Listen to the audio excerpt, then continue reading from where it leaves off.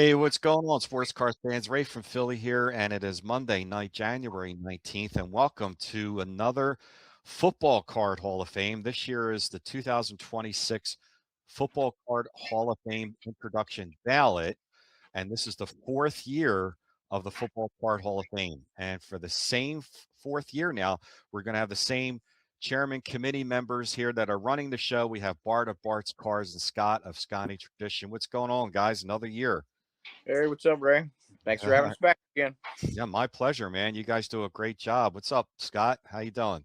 I'm doing good. Glad to be here. Yep. Well, I'm gonna, it's been great 3 years so far. It's getting bigger and bigger every year. So hopefully this year it just, keeps doing what it's doing. And it's pretty much going to be all the same rules. We got 10 new cards on the ballot this year, but I'm going to let you guys go through all of that, and I'll see you guys at the end, and I'm just going to work the slides for you here. And yeah, so have fun, and I'll see you guys at the end. Let's go to it. So let me remove my. All right. Well, like Ray said, fourth annual 2026 version here. Today, beginning votes January 19th, and then voting ends February 6th. We look forward to all the votes, and me and Sconnie will do our best to promote this vote in every social media venue that we can find and bring it out to the people.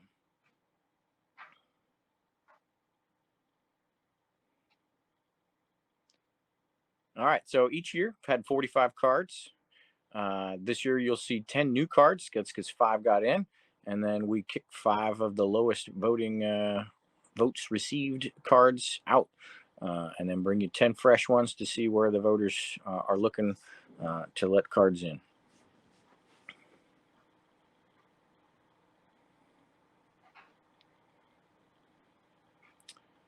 All right. So here you see the ballot. We'll go through and show you pictures as well, but we got slides 1 and 2 there, letting you know what stays. The 35 out of the 45 are what you've been voting on in previous years. They did well enough to remain. Here's the 5 that got in last year.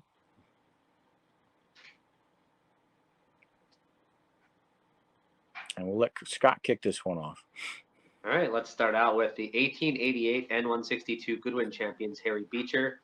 This is a card that has shot up astronomically in price over the last number of years. I don't think one has even sold in the last couple of years. There's not a ton of these out there. The Goodwin champion set was like a multi-sport. I can't hear Scott at all. I don't hear him at all. Can't hear me? Can Ray hear me in the back? I hear everybody. I hear you, Ray. I hear you, Bart. No, I hear Scott. I hear Bart and Ray. I hear you now, Scott. Okay. Everybody good? I don't hear Ray. You don't need to hear me. This is wild. Scott, can you hear me? I can hear you. Okay. I don't hear him at all. But I hear Scott. Okay. You guys can keep rolling. No problem. All right.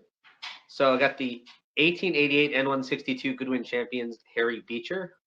This card was basically the first football card in existence. He's from Yale University, and you can see he's got that ball in his hand that looks kind of like a rugby ball almost. Very high-priced card. It's shot up in value over the last couple of years. And this is one we added to the list last year, and it stayed on the list. Great card. Here we got another oldie, not super well known, but the Mayo Cut plug from 1894, sometimes called anonymous, sometimes called John Dunlop. That's who's pictured, but his name's not on the card. The quarterback for Yale back in the day, won 3 national championships, 2 as the starter in his junior and senior year. So pretty popular guy in his heyday, and the earliest variety of cards that we have. All right.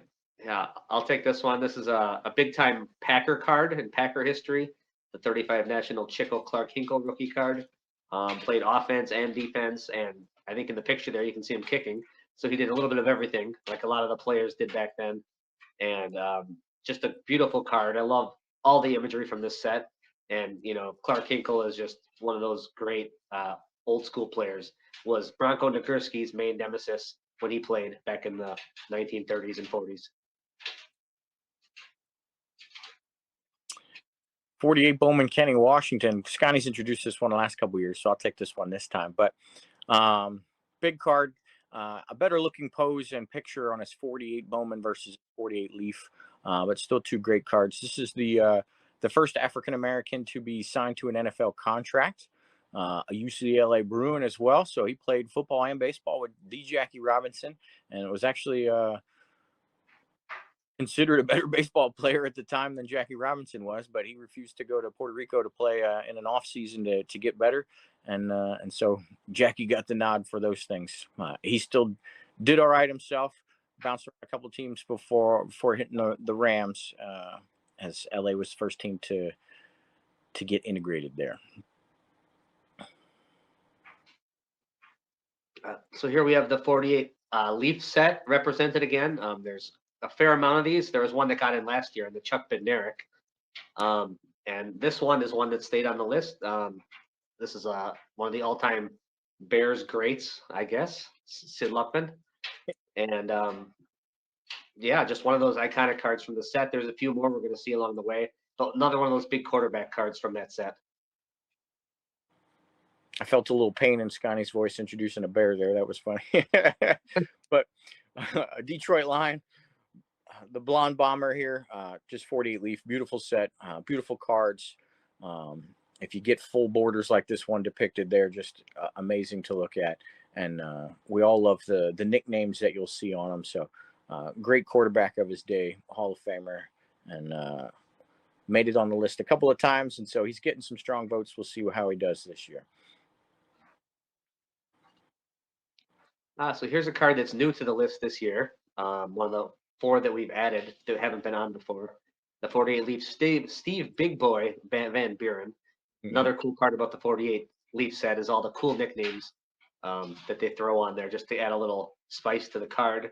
And again, one of the first color football card sets since 1935. So that's 13 years of nothingness until this set came along. So great running back at the time. I don't know if Bart, you want to add anything on Steve Van Buren. I know you have this card in your collection. Yeah, just a great card. It gets a little left behind by some of the quarterbacks of his day, but first guy to run 1,000 yards twice in the NFL. So kind of a big deal for his day, and getting he was a consistent ball carrier, right? They spread it around. Quarterbacks ran a lot and stuff like that, but this was a halfback that carried the rock a lot, the bell cow, right? Love this one. Yeah, this is a card I really like. This guy is from my hometown of Wausau, Wisconsin. He was born there, so kind of a unique thing.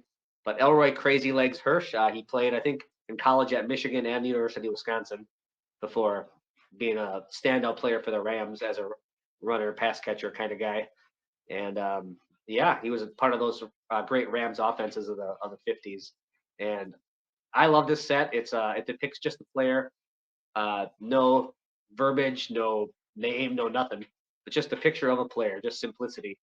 As the 1950 Bowman set. These cards are still smaller than most other cards, but definitely was on the list last year and comes back this year. All right. 1950 Topps Felt Joe Paterno, making it on the ballot again this year. Obviously, it was more popular a few years ago, just based on things happening in the environment. But longtime Penn State coach, well-known, very popular quarterback of Brown University, as depicted there. 1950 Topps Felt, a really neat cards, kind of a niche set that we don't have a lot of in football. So it's good to know which ones we have.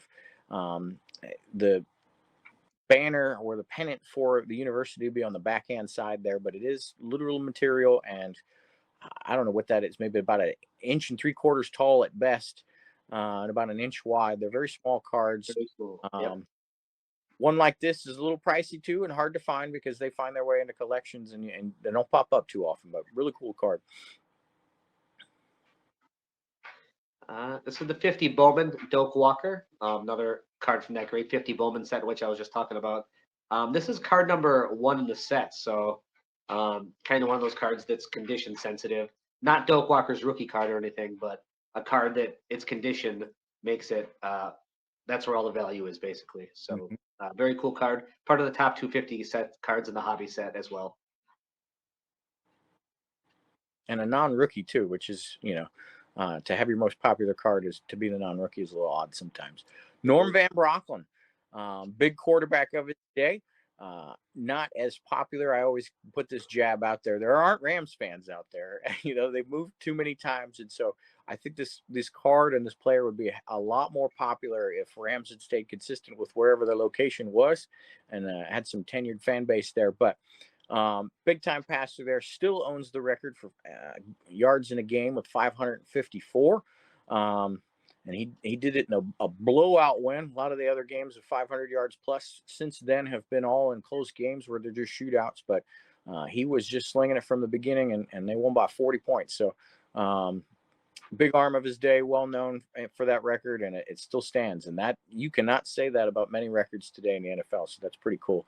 And then 51s. I love 51s a little bit more than 50s because it looked more like cards to me with the name, the team logos and things like that. I love those old school logos on there and great color and a little bit bigger of a card as well. Yeah. And here's another 51 Bowman set. Bart, I don't know if you want to take this one. I think you appreciate the 51s a little more. There's not a lot of Packers in the 51 set, so that are big cards. Is that you're a little biased there? I that checks out, I guess. Yeah, Tom Landry, a Giants. I wouldn't say great, but a giant star before he was known as the Cowboys coach there. Got a lot of interceptions. Had 3 seasons where he had 8 interceptions in a season, which is pretty good, and also led the league in punting for 3 years in there too. So pretty good. Well known as the Cowboys coach. I did look him up earlier. He's known for his 2 Super Bowl championships, but he's also lost 3 Super Bowls and lost 2 NFL championship games to Sconnie's Packers. So a long tenure. Obviously, if you're winning, you're going to lose some big ones, but he's lost quite a few big ones out there. But great card, great pose, and the Giants were, New York was, the hub for sports back then, so that helps. Here's a 51 that I do know a little something about.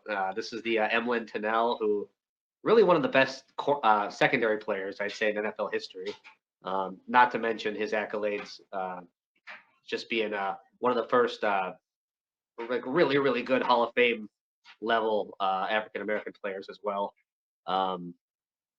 He also would go on to play for the Packers actually in their first couple of years. When Vince Lombardi left the Giants to become the Packers head coach, he wanted to bring only one person with him to help teach his defense to the new young Packers, and that was this guy, Emlyn Tunnell. Just a tremendous player. Actually, he's on my list for trying to find a good autograph of him on a card as one of my goals for the year. So this card depicts him with the Giants, where he spent most of his time as a football player. Just a beautiful card. Yeah, well-known guy, but probably needs to be more well-known. First African-American on the Giants, first African-American in the Hall of Fame, first defensive back in the Hall of Fame. So 79 interceptions will get you to the Hall of Fame pretty fast, and still number 2 there. And found out in the service as well, right? A lot of the guys at that time frame for sure. And when he left the NFL, he also had the career records for punt returns and return yardage, as well as consecutive games played, which is pretty legit. So he was doing his thing back in the 50s. Frank Gifford, 52 Bowman large. We specified the large just because they have it's a more popular set. There's 2 versions, the large and the small. Go figure. That's the opposite of the large there. But beautiful cards. If you get a good version with color and everything like that, you'll see this one and many others depict college uniforms and have college pennants there on the front. Frank Gifford, again, New York was the center point there. So playing for those Giants at the time, real popular guy. And then obviously he had a personality in the booth, and then his wife was even on TV for many years when we were children. But just a well-known guy, and then a well-known card, and love these, and then love not seeing bars on their face masks yet. Just that old leather helmet. Great card. I'll take this one too. 52 Bowman Large, Jim Lansford. Sconnie mentioned that Doak Walker was number 1 in the 1950 set. This is number 144 on the 1952 set, so the last card in that set. And so it made it a very difficult card to get centered, to have in good condition. If you were a set collector, it was in the back of the, because if you numerically kept them there, that one got beat up a little bit more. And that's what it's known for. He played all of 12 games in the professional league. So not much known for his pro accolades there, but well known for being a 1952 Bowman Large and being a heavily sought after card in a heavily sought after set.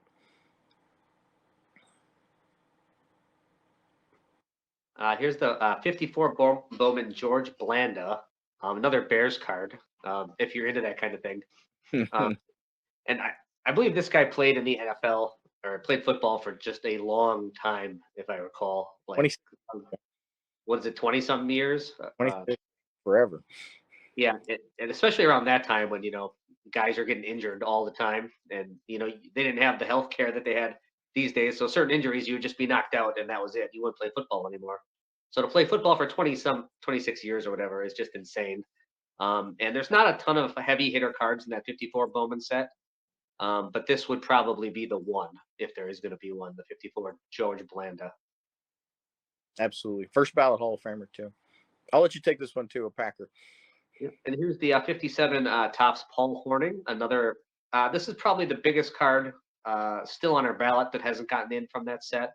The Unitas and Star are both in already. Just 57 is probably one of the most iconic football card sets, I would say.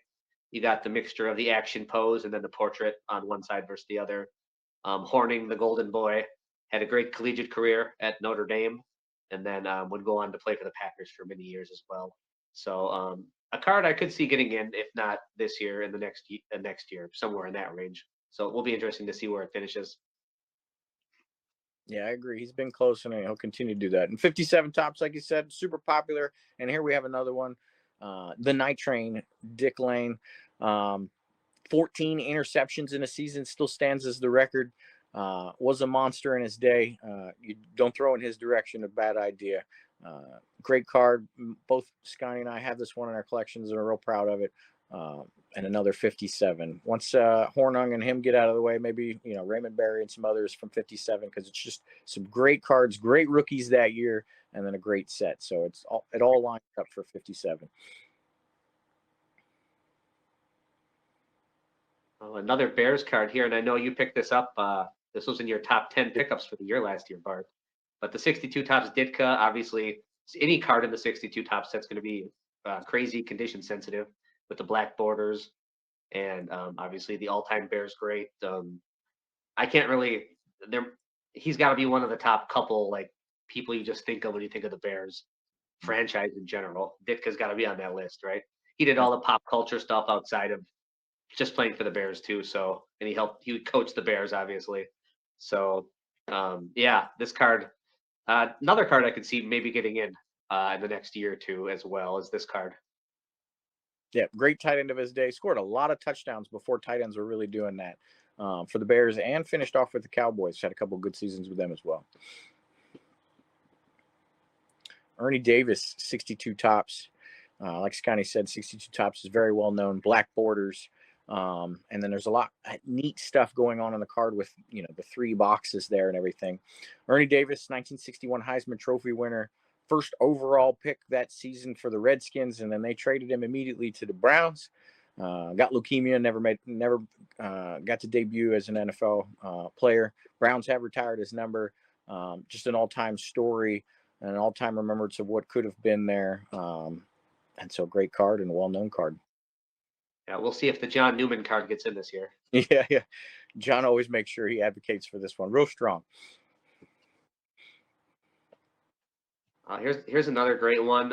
I think this one finished not far off the list either last time around, and it's the 62 Topps Fran Tarkenton. He was the mobile quarterback of his time, running around, trying to get away from making plays on the run for those Minnesota Vikings, doing it up in the cold weather before the Vikings played in a dome. So pretty cool card there. Again, just a great set. Same condition sensitive issues as the other ones we've talked about. And this is the rookie card of probably the card that most Vikings fans would think of when they're looking for their all-time greats in this vintage era. Would be this card here. Yeah, absolutely. I mean, what could have been, right? I think it went to 4 Super Bowls. They lost all of them, Yeah. but throw a couple of those as W's, and he is on a whole other echelon of what we're talking about. Everything super mobile guy.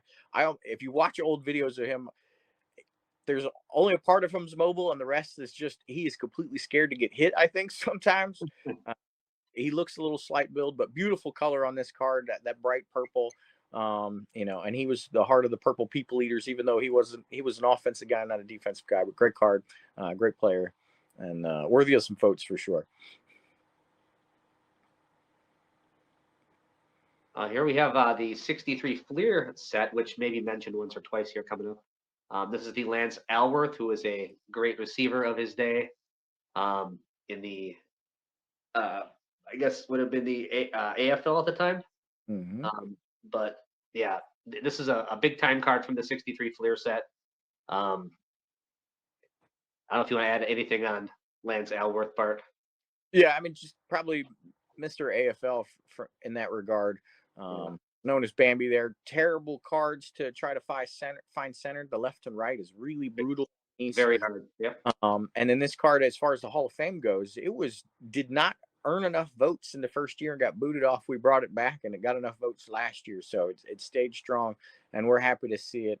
And the 63 Fleers, 64 Fleers, those were only AFL teams depicted on those cards. So pretty neat and kind of a new look, or a different look that me and Sconnie get as being NFL side of the house guys with our teams.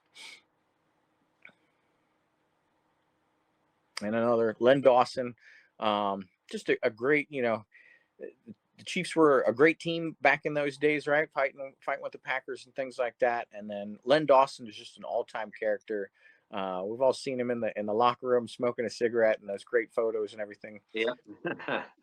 So, just that alone, as long as you didn't do terrible, you'd be well remembered for that. But and then this one's a color match of its day as well. So great card, great player, Hall of Famer there for sure, of the Chiefs. And the Chiefs didn't have a whole lot of big names, especially on the offensive side back in the day. So he kind of carried all of the hobby for that first 10 years or so.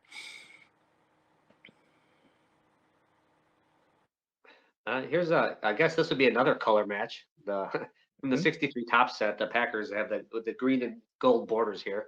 I like this card a lot. This is one of my favorite cards of all time. I like defensive players, so this is the 63 tops Ray Nitschke rookie. The funny part about this card, of course, is that he's like 26 in this photo. But I don't know a lot of 26-year-olds that look like Ray Nitschke personally. So it's just kind of funny how different players look back in the day. He just looks so weathered and beat up like a linebacker. And he was actually drafted like back in like 58, I want to say. So it was quite a few years before he got his name on a nationally released card. He did have a card in 61 Lake to Lake, but that's more of a regional set. But yeah, 63 tops, great set, and this is an all-time Packers great for sure. Yeah, I laugh every time you tell me he's 26. It's probably the 10th time you've said that to me, and I laugh every time. It's just hilarious to look at that guy and see. I mean, straight from the coal mines or something like that, and then onto the football field. That's what it looked like back then. Great card. Bob Lilly, another 63. The Cowboys guy of the day. This one, to me, gets a little bit more hype just because I never understand why the card is so dang expensive sometimes. But a great card. I love the old Cowboys uniforms there with just that big star on a white helmet. First ballot Hall of Famer. And this has 2 versions as well. You got that blue sky, and there's one that's purple sky.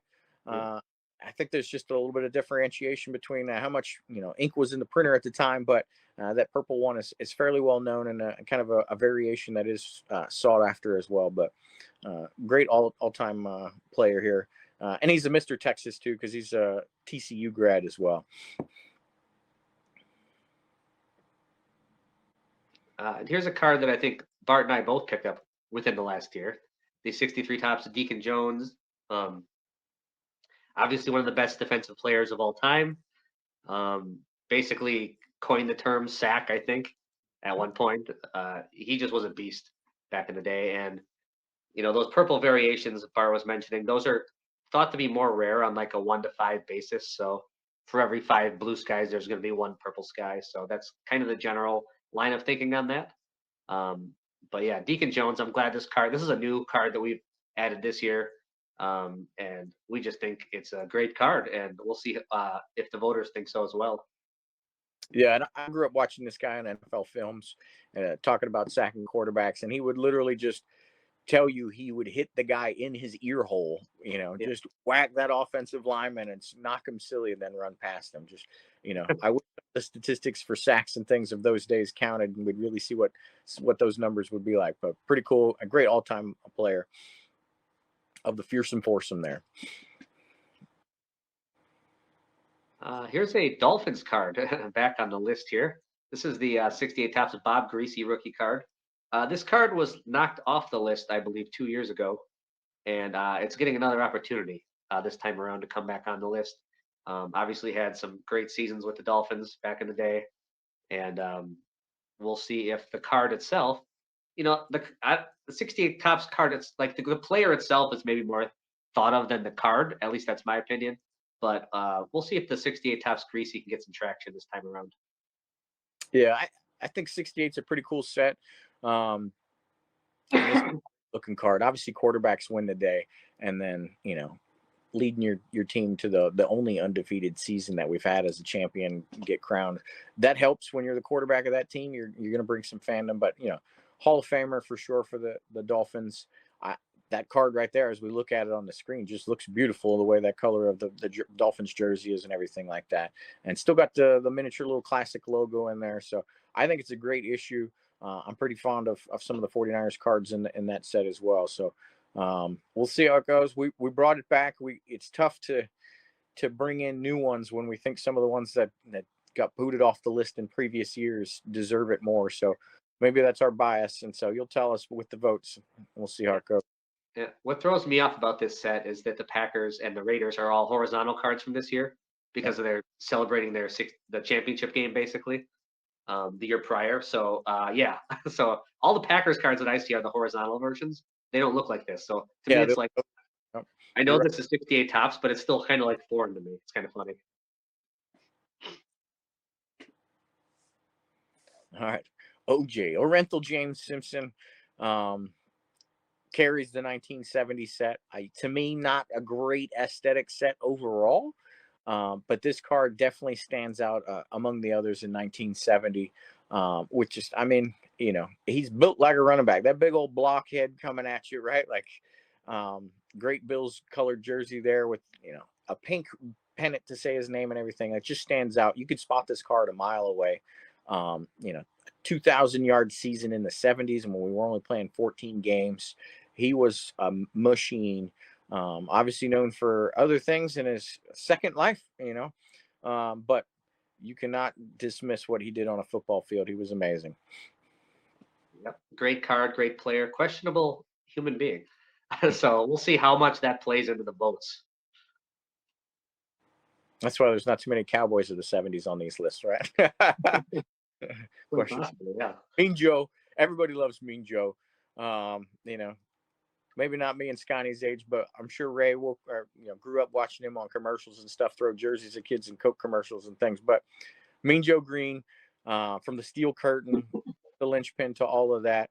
A 71 is a well-known set because they went with that two-tone. It has a classic look now. To me, it's not too great of a looking set, but because it's Mean Joe, because you recognize it so fast, it still carries the day. But if this was an unknown guy, you would call this one of the ugliest cards there is because it's just his face. You don't see any team colors, you don't see any team logos or anything like that. But Mean Joe Green, you can't forget about him. And 1971 Tops, deserves a place in the Football Card Hall of Fame for sure. Yeah. I actually like this card a lot. Another defensive player. And I've been looking for this card to try to find one centered for a long time. And they're always way off centered. And is the Bradshaw in already? Do we know? Yeah. Okay, yeah. So this would be another Steeler from the same set if this one were to get in this year. Yeah, I'm looking to upgrade this card because that mine, the centering and everything like that, I took the easy route the first time I got it. Steve Largent, kind of the first big numbers receiver just because he played for a longer period of time than some of the folks before him. Known for not wearing gloves or anything like that, just those bare hands.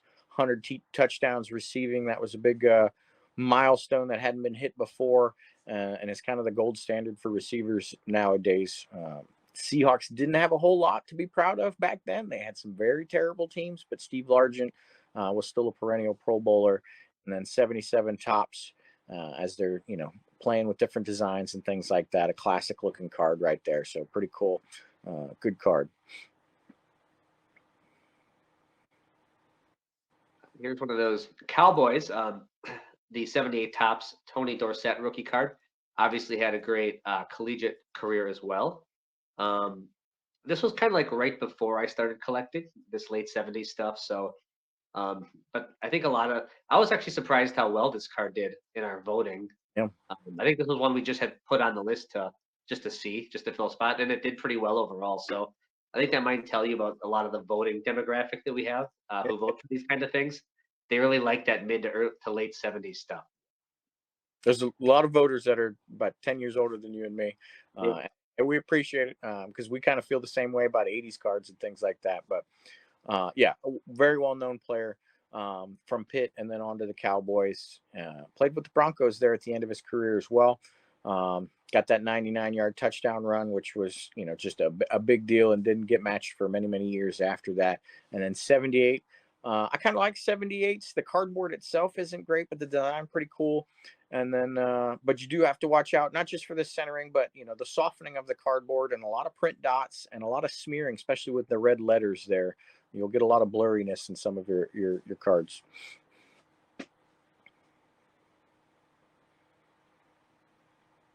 Earl Campbell, I'll take this one. I will.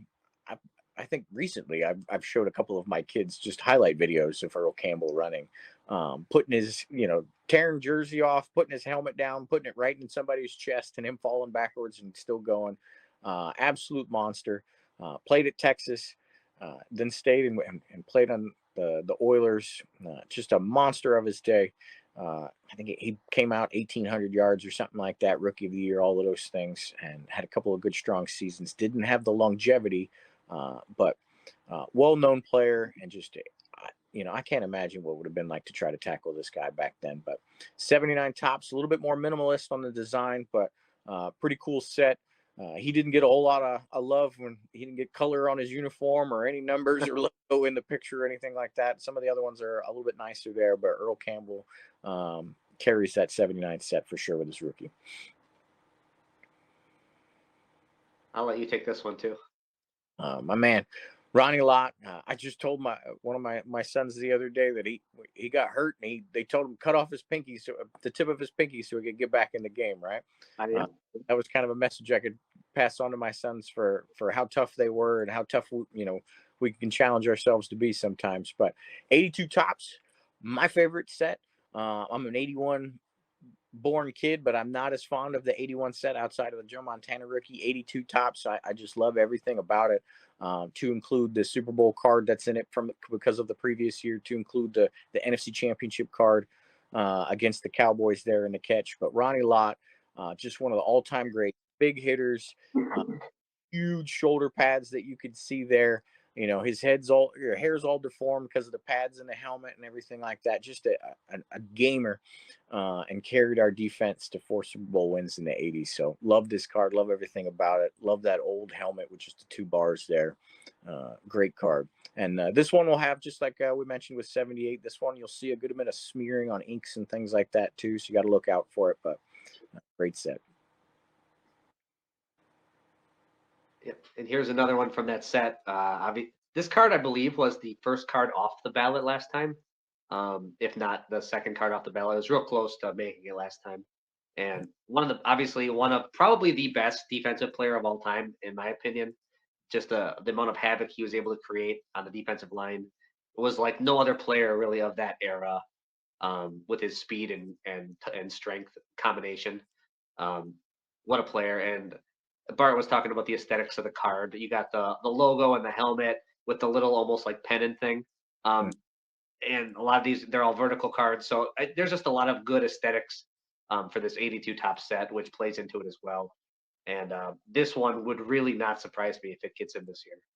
Yeah, and I loved when they added the All Pro to it and stuff like that. Right, even the '70s, they throw 1,000 yards on there on some of the cards. I love when they had those added additions there, and when your biggest players have All Pro in giant letters, that's great. So, like Sconnie said, this got like number 6 or number 7 overall, and the top 5 got in. So, this should be a strong candidate for this year. My guy. There was USFL cards before there were NFL cards for some of these players, to include Steve Young there. So 84 and 85, he was in USFL sets, were just little box sets, and so you got the whole set there when you bought it. So you just hoped you got good centering and the thing didn't get smashed around too much. But Steve Young played for the LA Express before he went on to the Buccaneers and the 49ers. So pretty cool card there. I do like the design of this, despite, the lack of recognizable logos. It's something like that, but Reggie White with the Showboats and this one with the LA Express. Great cards, well known, belong in, football collectors PCs. And then, thankfully he did finally win us a Super Bowl there in 94 or early 95, Super Bowl 29. My guy, I love it. As Bart just mentioned, this is Reggie White with the Memphis Showboats. In a way, it kind of reminds me of the 82 top set with the helmet logo and the kind of the same spot. It's only facing the other way. It's kind of interesting.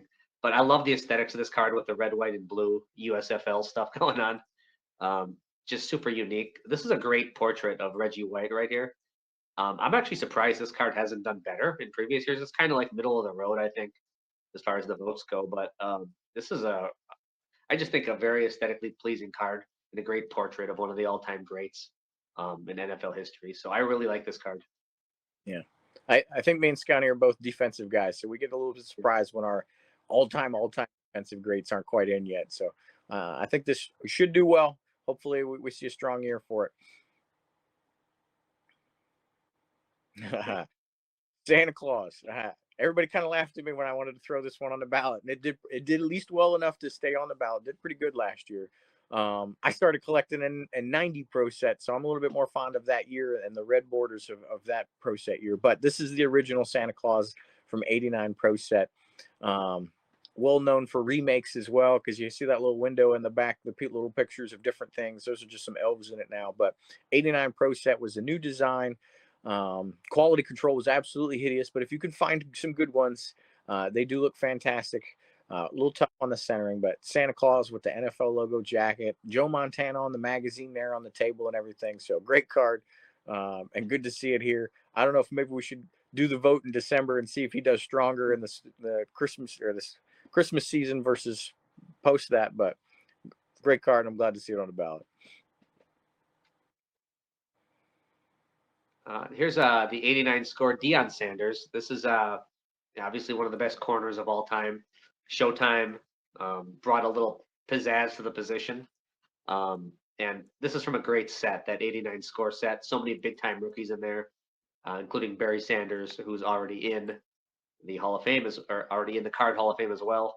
So you can see him with the Falcons. He's just got his football cap on there, and I can see the hair coming out the back of the hat. So just an example of one of the better defensive players and showiest players of all time, Deion Sanders. Yep. Another 89 score, but this one's from the supplemental set. If you're a baseball guy, you've seen Bo Jackson with the bat over his shoulders on a horizontal card from Score. We're wearing the football pads. We have a football version of that, and it's this purple one in the supplemental set. It just came in a nice little box set, just like it would if it was a baseball traded set or something like that. And so great card. I think it's pretty cool.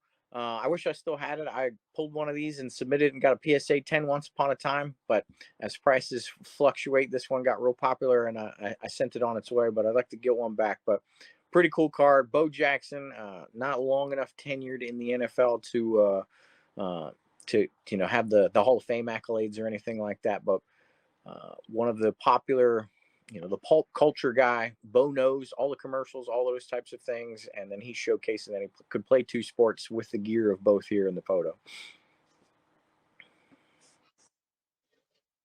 Here we have the 90 Pro Set Vince Lombardi trophy card. This is a card, again, that fell off the list 2 years ago, and we're bringing it back this year to get another chance. This was really one of the first chase cards in 90 Pro Set. I think there was like 10,000 of these or something like that, throughout the set. But it was a huge release set. I'm not sure how many like boxes were actually released, but it was a lot. And so it was hard to pull this, even though there were allegedly 10,000 of them out there. Definitely condition sensitive as well. You don't see a ton of them in any kind of high grade condition or anything. It's one that I am still looking to add into my own collection. I added it a couple years ago when you brought it up and added it onto the ballot, and I'd almost basically forgotten about it.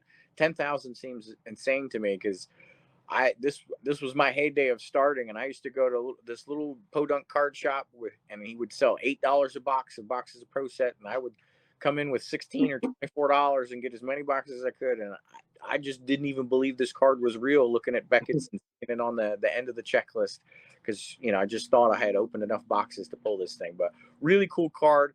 The hologram sets it apart because it's 1990 and it's a hologram, and that was not around before that. So this was kind of that first thing. So a giant chase card, pretty cool. And I like, this is representative of what we're doing here in the Football Card Hall of Fame and trudging up excitement for the hobby. And every time we do this, I start looking at a couple of cards. Man, I'm kind of missing that one on a PC. And this was one of those, and I picked it up, and I don't regret it. Tough card to get in high grade.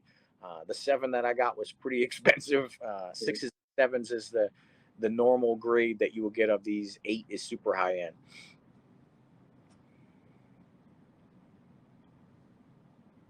And here we have the 90 score supplemental Emmitt Smith rookie card. I don't recall how he did last year, but this is a card that hypothetically should do pretty well.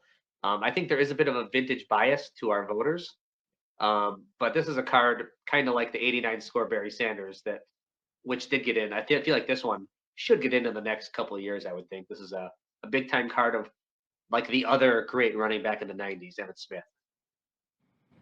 Yeah, absolutely. We're totally okay with the vintage bias because we're on board with that too, and we have those biases as well.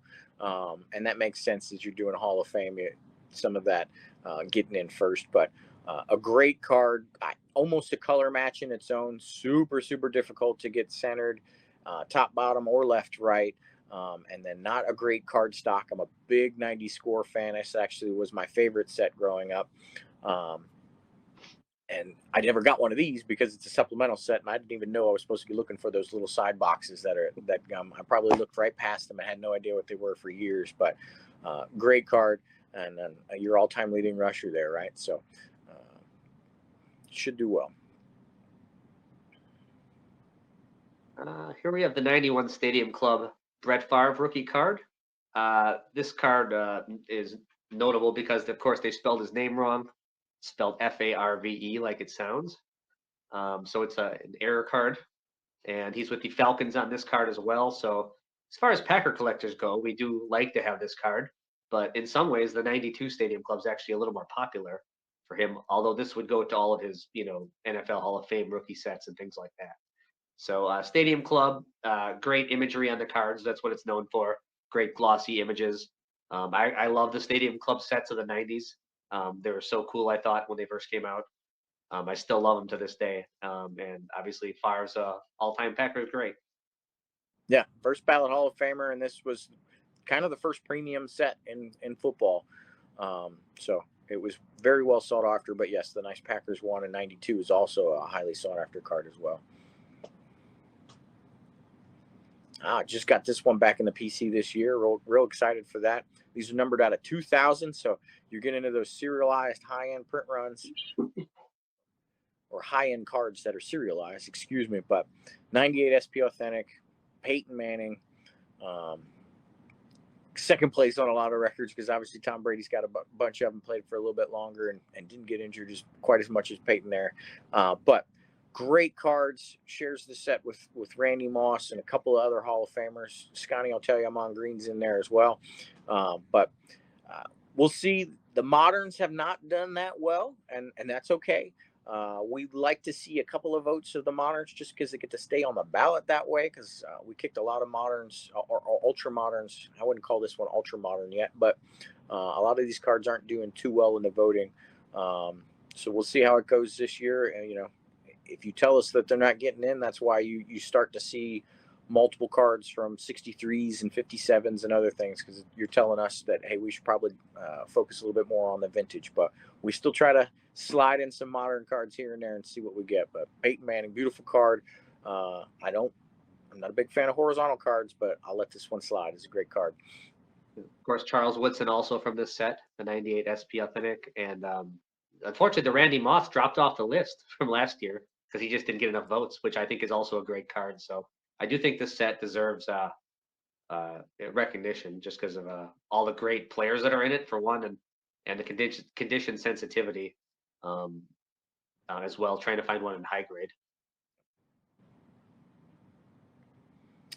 All right, Tom Brady, one of his rookie cards got booted off the list last year, but playoff contenders auto maintained there. This is the third year of playoff contenders where there's autos, right? It started in 98 with the Peyton year. But Tom Brady, he's the GOAT. He's got all the records, all the rings, all of those types of things. There's no arguing there. I wasn't the biggest of fans, but you can't deny the greatness and everything there. And then this is, I would say, there's probably some argument to it, but the first card that just put card prices in football into the stratosphere that we hadn't seen before, with the chase and then the reselling through eBay and everything like that. Just so many segments of the hobby were exposed, grown, magnified, educated people and everything through this card and cards similar to it. So it has its place in the hobby for sure. Very rare person will be able to afford this if they didn't pull it or get it early on, and you don't see them too often either. And last but not least, the 2017 Prism Pat Mahomes rookie card. This is another card that had fallen off 2 years ago, and we're getting back on the list this year. The most modern card on the list. I actually really like this 2017 Prism set. There's a lot of great rookies from this set. I mean, Mahomes, you got TJ Watt, Myles Garrett, just tons of them. You could name like at least a handful, 2 handfuls of rookies from this set. Christian McCaffrey. Yeah, McCaffrey's in this as well. Cooper Kupp, another one I could keep going.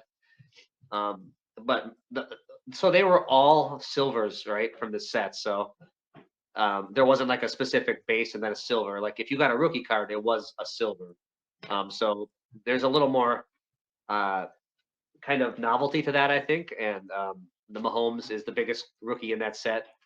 I think it was known for having a little dimple in the card as well, which made it go down to like an 8 or a 9 pretty easily. So it is kind of hard to get to 10, as centering was another issue with this set, believe it or not. But I already think Mahomes is a Hall of Famer already. He's already won, a few Super Bowls, even with his injury this year and the Chiefs taking a step back. I think that Mahomes, this card does deserve consideration on the list. We'll see how it does. It is a modern card, and they haven't historically done well, but it gets another chance this year. Yeah, great set. It's kind of like 01, 02 Chrome, where the rookies were refractors and a little bit more chased. And then for those that pay attention to the ultra modern, 17 was kind of one of those last years where the print run of these prisms was still low. Recent years, the silvers, while they're still sought after because they're pretty cards, the print runs are much, much higher across the sports, where in 17 it was still fairly limited. It was, Prism just wasn't, making as many boxes nearly like they're doing now. Great card. I'd like to see it get less popular just so I can pick it up for cheaper, because I keep watching every once in a while. Oh, it got injured. Let me see if there's a deal on that. There hasn't been any deals on that, but a great card. Kind of the big ultra modern card that we have out there. No expectation that it necessarily makes it this year, but we'll see how the voters think on ultra modern cards and where they belong in the football card Hall of Fame for the next couple of years based on the votes that this gets. And that was number 45. Hey guys. And there's Ray hopping in. Scott, can you hear me? I can hear you. I wonder if Bart I can hear cannot me. hear him. All right. Well, I'm going to take off. Scott, you can relate us to Bart. I'm just going to take the slideshow off now and show the ballot. So just to go over with everyone what the ballot looks like. And the link will be down below to vote for the ballot. As you can see here, you select up to 10 cards and only 5 get in. So you select the card. It has a picture of the card. And, at the bottom, once you select your 10, you'll hit submit.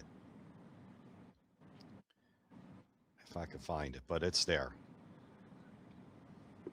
And yeah, that's it. So to answer your question on some of the cards, guys, for where they finished last year, Lawrence Taylor, and I could show you that now. Let me remove one of these lists here. The share screen, I just want to show. So you can see this was the 5 that were off last year. So Lawrence Taylor was 6th, as you can see. Gotcha. Yep. And I see Mean Joe Green was on the list. Ditka Tarkenton was actually second off the list. So Yeah. interesting. So we'll see if these are the 5 that get in, or if there's a little bit of change up. Should Yeah. be good to see. Yeah, and then I'll show the next 5, which was like 11 to 20. Because Scott, you were asking about, I think, Emmett Smith, if I'm not mistaken. Yep. Oh, that's the other one.